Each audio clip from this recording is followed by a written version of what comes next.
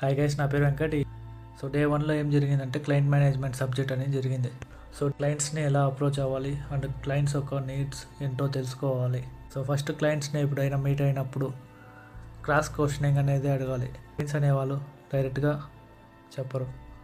So వాళ్ళ యొక్క needs మనం క్రాస్ క్వశ్చనింగ్ వల్ల తెలుసుకోవచ్చు. Day 2 research and questioning. Design అంటే జస్ట్ డ్రాయింగ్ కాదు, రీసెర్చ్ చేయాలి. ఎందుకు, ఎలా, ఎందువల్ల, ఇవి 3 తెలుసుకోవాలి. సో టార్గెట్ ఆడియన్స్ చూసుకోవాలి, కాంపిటేటర్స్ చూసుకోవాలి. నువ్వు క్వశ్చన్ చేయకపోతే నీ ఒక డిజైన్ స్ట్రాంగ్గా ఉండదు. Day 3 vision and mind set. Main 3 things గుర్తుపెట్టుకోవాలి. Imagination, logic, detailing important.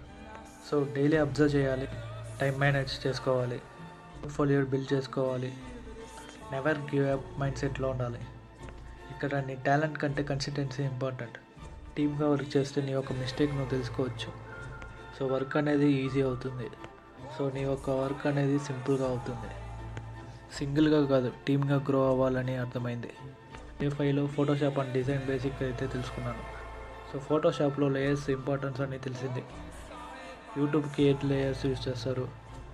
YouTube థంబ్నైల్కి ఎంత రెజల్యూషన్ పెట్టుకోవాలి, మూవీ పోస్టర్కి ఎంత రెజల్యూషన్ పెట్టుకోవాలి.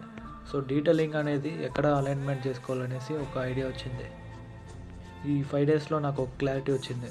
క్రియేటివిటీ ఫీల్డ్లో ఈజీ కాదు. పేషెన్స్ ఉంటే గ్రోత్ ఖచ్చితంగా ఉంటుంది.